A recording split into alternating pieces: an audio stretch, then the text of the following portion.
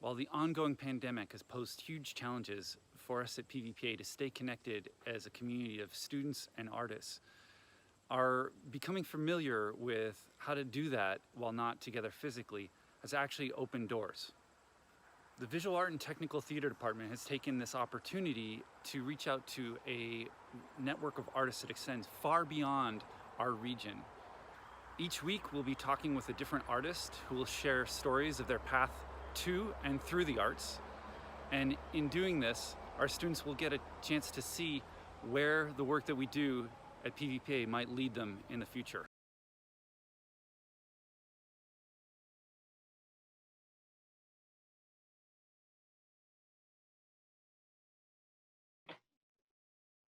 We are incredibly happy to have our first guest in this year's Visiting Artist Series, Gregery Miller, who not only is a freelance illustrator and animator, but also a PVPA alum. So Gregery, thank you so much for being here. And love if you could just introduce yourself, maybe start at the beginning, talk about how you found your way to PVPA and how you found your way through PVPA, and then what happened after you left our doors. Sure. Hey, hey everybody. Thanks for the introduction, Martin. I'm really happy to be here. PVPA was such an amazing experience for me. It really helped me kind of build a foundation and feel confident about pursuing a career in the arts. So yeah, I mean, when I was a kid, I was pretty shy and introverted. So I think I still have some of those tendencies. So I only say that to let you guys know that it's okay. You're gonna kind of break out of your bubbles as you go. And so yeah, I guess I always loved to draw. Start at the beginning. I always loved to draw. I always loved to create. When my best friend got into PVPA for drumming, I freaked out because I hated my public school, and I basically followed him. I learned to play guitar just to get into PVPA. I had an interest in guitar, but I was always way more into visual arts. So I think I learned to play like a Van Halen song, and Luba Marsh reviewed me, and she was like, "Okay, good job," claps. And then then I showed her my artwork, and she was like, "Okay, you're in." Forget that's how I remember it. But so I was at PVPA for 2 years. I had Martin and Carl as visual arts teachers. I really was able to kind of thrive and explore a lot of different things while I was there, whether it be performing arts or visual arts. I found a big interest in sculpting and 3D art as well. And then actually, I don't know if you remember this, Martin, but we all traveled to Boston to look at schools together. And I think you were there, Carl. I think you, Carl, and there was one other art teacher at that time. I don't remember. One of the trips to the National Portfolio Day, I think that one was at Mass Art. I know, so you said in the museum school. We was went that to the one where the van broke down 10 miles from school. Yes. Yeah, we had to call in other people. Like suddenly Carl and another friend were all jumping in cars and driving all the students over there so we could still make it in time. But yeah, that was at the museum school before it got too big for them and had to be held at the Heinz Convention Center now. Yeah, I think we went to the museum school and Mass Art that day, and yeah, I mean that was an adventure. It was fun. And I'm pretty sure on that trip I decided I really loved Mass Art. I really loved the facilities. I had taken a tour through the illustration department and seen some of the animation work that students had up. And I decided, well, backtrack a little bit, all through PVPA, I had this book that I was working on in high school. It was like a character book where I was designing all these characters, and I had this big elaborate story, and I knew I wanted to pursue animation. And I actually have it here in my studio. I still have this old book of characters. So I pursued animation. I went to Mass Art, and I mean, it was amazing. It was I actually studied animation and illustration, so I was kind of a double major. I got out of school in 2009, and then I was. It's kind of. I'm going to do my best to give you guys like the detailed story, but at the same time, I don't know. I want to tell you about the challenges, and I want to tell you about all the amazing things that can happen as well. Just so that you have a realistic perspective of an art career. So when I got out of school, I was looking for an art job, and I had applied everywhere, just any kind of creative job in animation. There weren't a lot of studios in the Boston area. There were a few. And so I was still working like part-time at my part-time job that I had through school, which was at Trader Joe's. And I really wanted to be a sign artist there because it would have been like drawing all day to just, get paid and draw all day. But it's a pretty hard position to get, I guess. And, there's going to be like naysayers who are like, you can't do this for a living. But you just have to be like, nope, yes, I can, because there's so many examples out there of people who are doing it, like me, for example. So I got a job after a few months at a studio called Clambake Animation, and I ended up drawing backgrounds for an Adult Swim cartoon, Cartoon Network's Adult Swim. I worked on that project for about a year. So I was going into this studio in Boston with a team of artists and drawing backgrounds. Adult Swim loved everything we did. And then about a year, we worked on it for about a year. And then something happened where, to this day, like none of us really know what happened, but we think that one of the celebrities who voiced one of the characters had some controversy around him because they canceled the show out of nowhere. So it never aired, but we all still got paid, and we got a great portfolio out of it. And then what you do is like, sometimes your projects don't see the light of day, but that's okay, because you're creating and building a portfolio, and then you can show that to the next prospective employees or employers, sorry. So I ended up, done a lot of things since college. I ended up, after the Clambake job ended, I was working for a game studio out in Amherst. So I was helping design video games. This is something I have no experience in prior.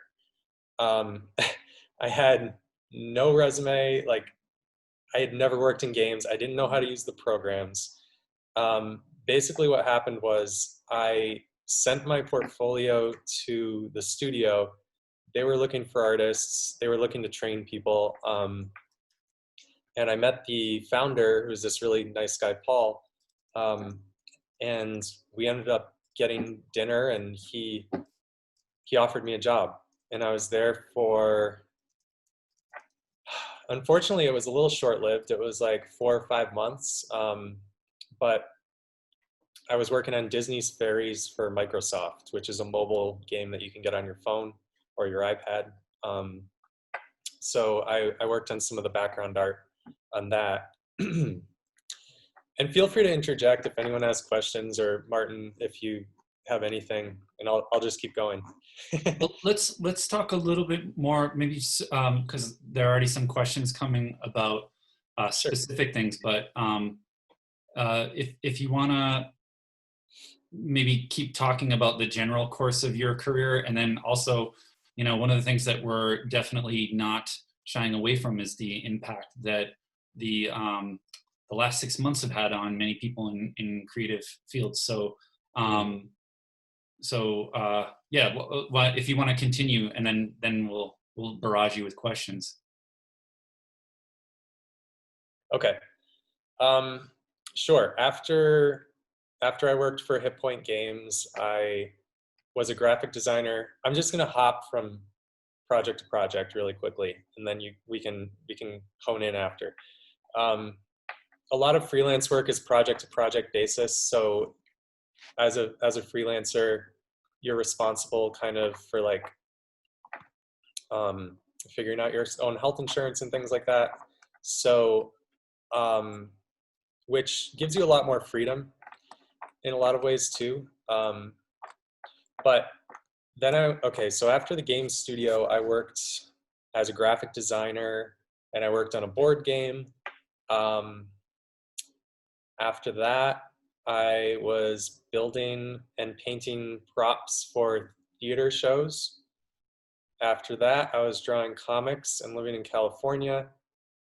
Then I was a teacher for a short time, and all along I was continuing my own illustration work, and I was working on my own comics and my own projects, and I was exhibiting in gallery shows. But I think the most exciting thing I've done so far was last year when I worked as a background artist on Netflix's The Midnight Gospel. Maybe some of you have heard of that or watched it. And yeah, that was a really amazing project, a really cool team.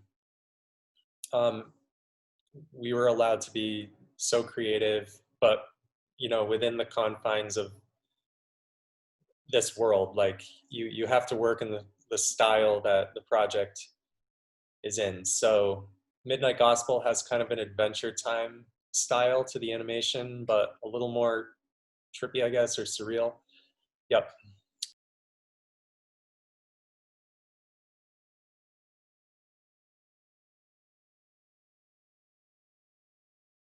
I mean, the great thing is there are so many YouTube videos out there that teach a lot of the fundamentals of animation. I'm just going to actually grab, actually I don't have it here, sorry. But there's this amazing Disney animation book that has all the fundamentals that a lot of like big time animators through history have used, and it's called The Illusion of Life, Disney, The Illusion of Life. And it's all about the fundamentals of animation, and it's very thick, it's huge. But you can find it at any bookstore, online, or on Amazon. I would say look at trials on YouTube, like trials on, if you've ever experimented with Flash or Adobe Animate, which are now the same thing, Adobe After Effects. These are some of the programs that they use in the industry. These are some of the programs that we used. As a background illustrator on the Midnight Gospel, I worked primarily in Photoshop, and I didn't do actual animation. I was, you know, drawing the backgrounds, and I was working on, I'm just going to turn this, that's my Cintiq.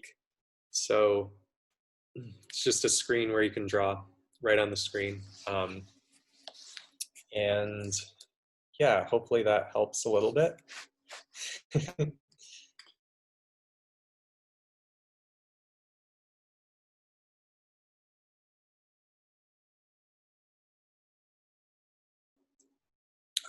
What I would do first, if you're trying to work in animation, is find the projects and the shows that you really like. Find out what studios are producing them, which you can do by just watching the credits or going on imdb.com. And like, for example, when I worked on the Midnight Gospel, I was at Titmouse Animation Studio in New York, and I was traveling to the studio every day and working there in-house. A lot of animation work is freelance, where you're working from home, but there's a lot of studio work still. And in this climate, there's a lot more remote work because of the pandemic and everything. So less people are going into studios. For example, like with Titmouse Animation, where I worked, you can go on titmouse.net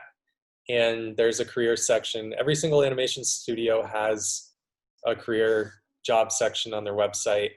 Sometimes it's really tiny at the very bottom of the website, so you might have to search a little bit. But within that section, you will find if there's internship possibilities. And a lot of these studios do hire interns to gain experience and help them with productions. One studio that's pretty close by, well, it's in Southern Connecticut. It's one of the more major animation studios that's closer to us, is Blue Sky Animation. Have you guys heard of that? Yep. You know, it's a common misconception that a 3D studio, like somebody who does like these Ice Age movies or Pixar, you think like, oh, they only do 3D, and how could I get a job if I'm a 2D artist? Well, they use storyboard artists. One really big job role that you can get is to be a storyboard artist. There are a lot of jobs for that. And being a background illustrator is 2D unless you're on a 3D production. So hopefully that helps. I mean, that's where I go when I'm looking for new work. Another thing you can do is, once you find those studios, and this is an industry tip that you guys should feel lucky to get, because I don't know, it's a weird trick. But if you go on LinkedIn, if you guys have a LinkedIn, maybe you probably don't, I don't know. It's kind of an older website for people, but go on there and you can actually search recruiters for these studios, and you can message them and say, hey, I want you to check out my work. I'm interested in this job. I'd like to apply, or I'd like to apply to this internship. Are you accepting? Because the amount of applications that some of these major studios get can be overwhelming to recruiters. So if you send them a friendly, like polite message, then you have a better chance than if you're just another one of the many applications they get every day. Hopefully that helps.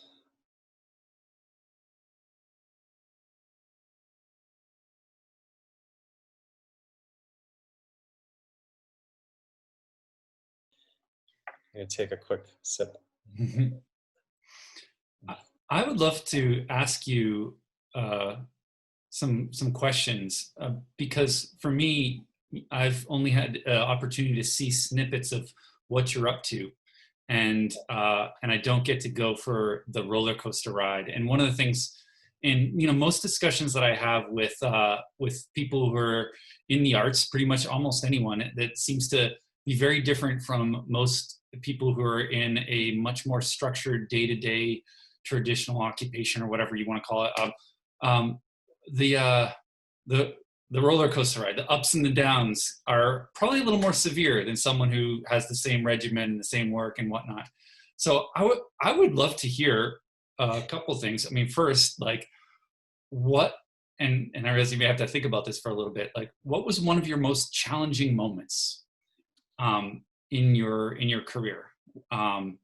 And hopefully, how did you work through that? And then the other thing is, like, where have you felt the most, maybe a moment of the most reward for doing what you do? Like, where are you feeling at the top of the world and excited to see something that you've created manifest in the way it did?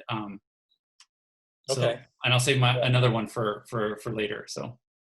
Okay. No, that's a great question. I'm going to start with talking about the ups and downs and just in general, like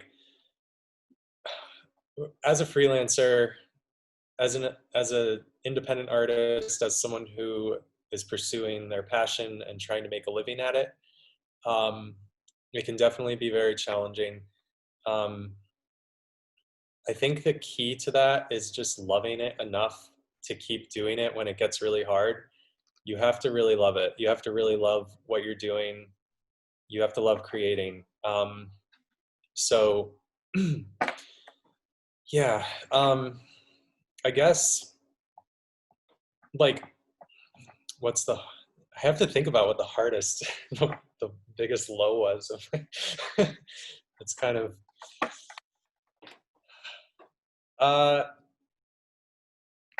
okay, let's start with the biggest positive thing that happened. I think it was definitely the Midnight Gospel when it aired, because I had worked on that Adult Swim show I told you guys about years ago, and it never aired. And I worked on the Disney's Fairies project, and then we all kind of lost our jobs because they overstaffed.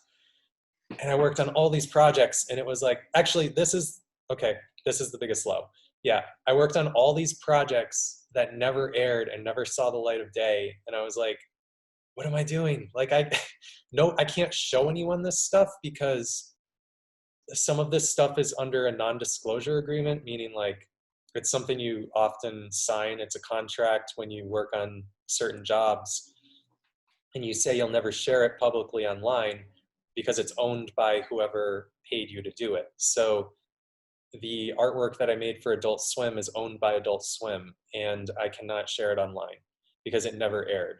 So that's a year of my life where I was drawing every single day, and I can show my friends privately, or, you know, there's a way to get around that a little bit. Like if you are applying to a job and you put a section on your website that is private with a password, then you tell the recruiter in your email, hey, you can check out this work I did for this company, here's the password. And you have to trust that like this other studio isn't gonna, I don't think recruiters are out to like screw people over and say, hey, you're sharing Adult Swim stuff and you shouldn't be. So I think, yeah, that's the biggest challenge, is working on things that never see the light of day. Or another challenge, I'll give two, actually, two big challenges.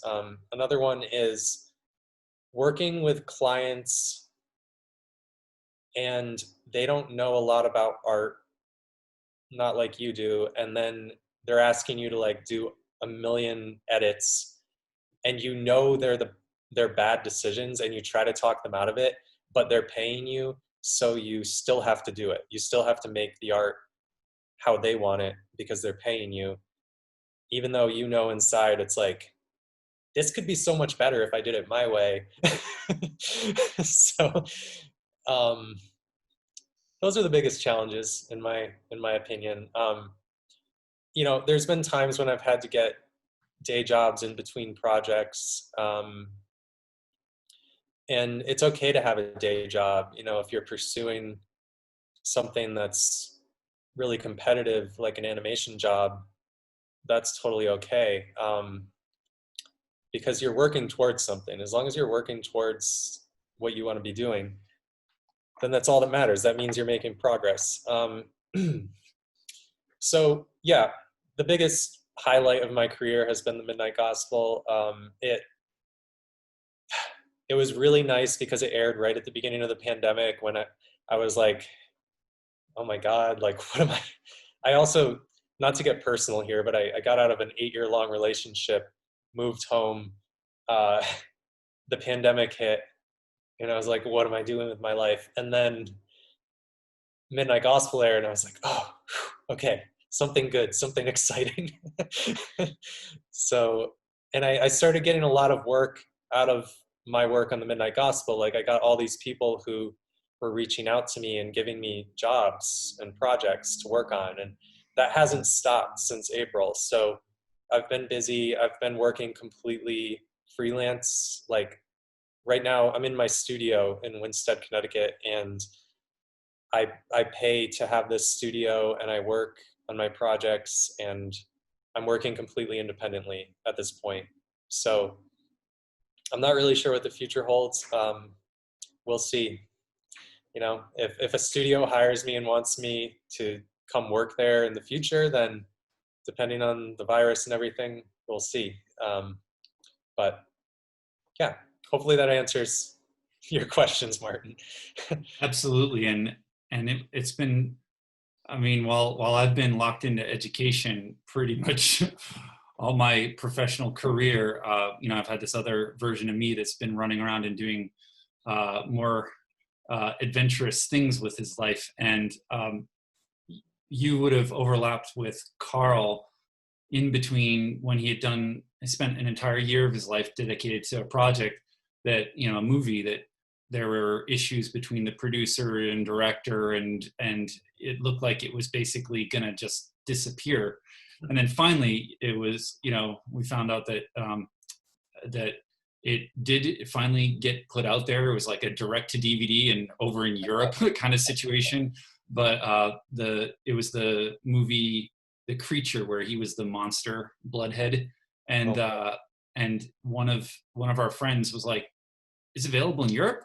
And he's like, "Yeah." And she found a copy, ordered it, and like we got to sit together with friends almost a decade after that. Wow. You know, and watched him get to see the manifestation of a year of his life. I mean, it was months building the costume, months shooting in the costume, and that sometimes it takes a little while for these massive scale projects to come together. So yeah, I've been able to watch that, not experience it firsthand, but yeah, I think like when things get low, the thing I remind myself about is like if you work on something for a year and then you know it's not airing and no one will ever see it, you just have to remind yourself, like, I got paid for a year to draw or work on this cool thing and get amazing experiences and meet really cool creative people who I can then work with in the future. So it's never a negative thing. I mean, it's all just exciting life experiences. So yeah, you have to try to stay positive. I'm curious, you know, I always want to know for the PVPA alumni who run out into the world and continue down an artistic path, like what do you wish we could have done better for you? Like if we could have equipped you to better walking out the door of our institution for what you encountered later, what would it be? And then a sort of like similar one would be like, what advice to Gregory Miller would you give him in high school if you could 20 years later tell you, give you advice? Because, you've got some people here who might be in a similar place to where you were back then. So if either of those sparks a thought. Yeah. What could you guys have done better? Absolutely nothing.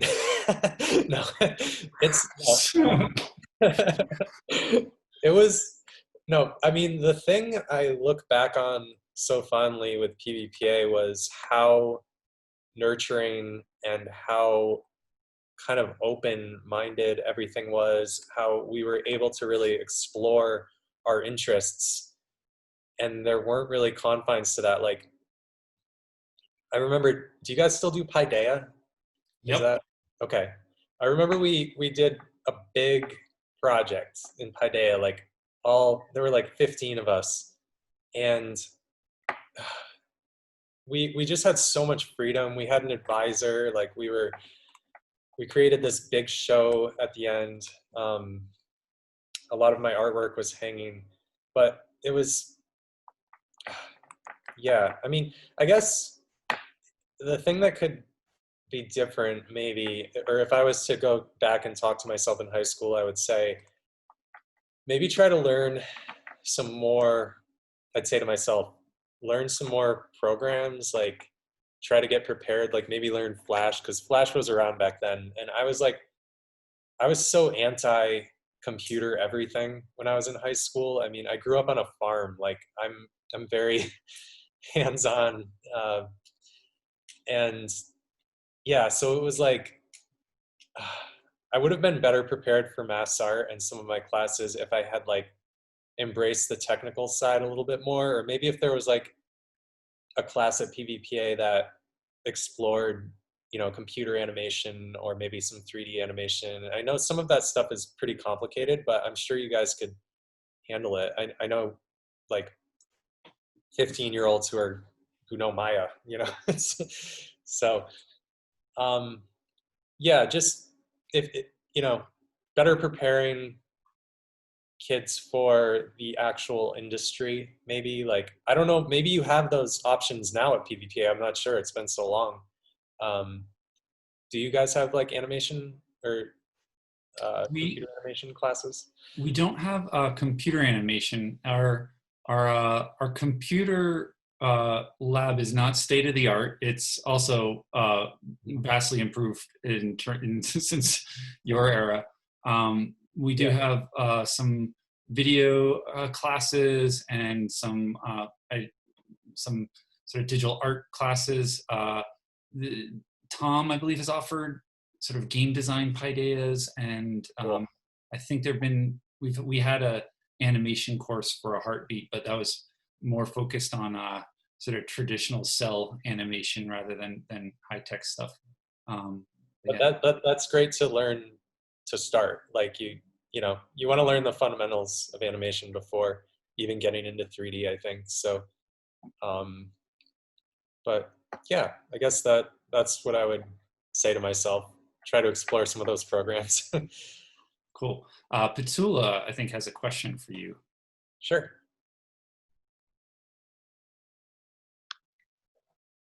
Hello.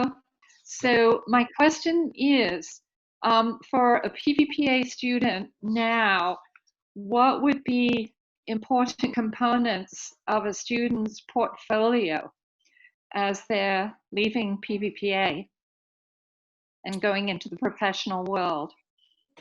Yeah, that's a great question. I think, you know, it's like the fundamentals, if you want to pursue a career in the arts, in the visual, I can really only speak to the visual art industries, like graphic design, animation, and illustration. So I'm sorry, I can't really speak to like music and performing arts as much, but um, just, you know, you want to have, and Martin, you helped me prepare a lot of this stuff when I was getting ready for mass art, is you need to know like the foundational art practices. Like you should be doing figure drawing, you should be able to draw from life, you should be able to do still lifes, you should be exploring different mediums. So maybe you have a variety of different mediums in your portfolio. And I think there should be some digital, there should definitely be some digital work too, now that everything is so much more digital than it used to be when I got out of high school.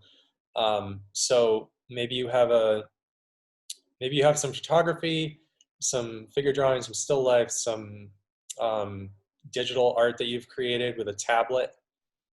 But it's important to listen to your teachers and practice the foundational stuff. So, and Martin did not tell me to say that. I've learned that by being in the industry for 10 years and realizing, oh, it's really good I know this stuff. And if I hadn't learned this stuff, I wouldn't be able to do this job or this job. Well, basically, when our jobs ended on the Adult Swim show, I started emailing studios like crazy, and I found Hit Point Games, which is in Amherst. I believe they moved. They were in Hatfield. I think they're in Amherst now. So you guys should look them up because they're local. Also look up Brigade. They're more design, but they're also local. So the process was, I went to their website, I emailed them because I saw a job posting. It was for a 3D tech artist, and when I read the description, it's really important to read the whole description of the job because I don't think it said anything about 3D. It was like, you can be a 2D artist, and that's why I applied. It's just you're working with 3D files, so that's where it gets confusing. So I applied, they emailed me back. I came a few weeks later and went to an event they were hosting where everybody was just like watching movies, playing video games, and hanging out at the studio, and it was open to the public. So keep an eye out for events that studios put on. They do this a lot, or portfolio reviews. So you want to check the websites of the studios that you really want to work for a lot. And what happened? So honestly, there was a lot of back and forth for about a year before I got that job. In the meantime, I was a custom framer at Michael's in Hadley, and I saw Martin there once or twice. I was trying to get this game job, and I was learning something else which is really cool and beneficial to me, which is how to custom frame artwork. And now I use that because I'm in galleries and stuff now. So, sorry, tangent again. I talked to the founder of Hit Point Games for about a year through email. I'm like, hey, do you have any projects? You have to like politely remind these people because they're so busy, and you don't want to sound annoying. You don't want to be annoying, but like you want to stay in contact. So however you need to do that, like try to become friends with these people, try to see if they want to grab dinner or go to some kind of event with you. It's a lot of networking. An art career is a lot of networking. It really has to do with who you know. So if you're shy and introverted like me, you have to break out of your shell and meet a lot of people and be friendly. So finally, a project came through where the founder of Hit Point Games, whose name is Paul Hake, and I won't say that again, so you guys have to remember. He finally was like, hey, we have this project. It's a Disney game. It's called Disney's Fairies. I think your style would work well. I think you could work on this. So I came in for a day. He kind of showed me the ropes of what I'd be doing. To be honest, I was really over my head. I didn't know the programs. I wish I had learned Maya before I started this job. But then I kind of learned on the job as I went, and I was working in Photoshop a lot. So I was like the person between the 3D artists and the engineers who put the game together. And I was taking all of the files and kind of like touching them up and adding what they call art assets. Like say they forgot to put, I don't know, the weapon of this fairy character that they keep in the corner of their room. Like you're illustrating that. And I was kind of like an edit artist. So it was interesting. I learned a lot really fast. I would just like to close with thanking you so much, Gregory, for coming on and visiting us at your old alma mater and sharing a little bit about your experiences. I want to just make sure that those of you who haven't yet, check out his website, gregorymiller.com. And do you have social media things where you can keep an eye on what you're doing? Yeah, if you go to gregorymiller.com, and I'll actually put it in the chat because my name, Gregery, is spelled a little differently than the normal spelling. So I just put it in there, gregorymiller.com with 2 E's. If you go to my website, all of my social media handles are at the bottom. Twitter, Facebook, Instagram. It's important to advertise yourself as an artist. I'll just talk really briefly about that. You want to put your work out there and post it so that people can see you. I've gotten a lot of work that way through Instagram. And I just want to thank all of you guys for coming and listening, and thank you, Martin, and thank you, Petula. I really appreciate it. It's really fun to chat about my journey, because, you know, oftentimes it is a solitary journey as an independent artist. So it's nice to connect with other people in the arts. And if you guys ever do have any questions for me, I'm more than happy to connect with you. Feel free to send me an email or a message online. Send me an Instagram message, whatever. I'm always happy to help if you have any questions. Thanks a lot. Thank you very much, Gregory.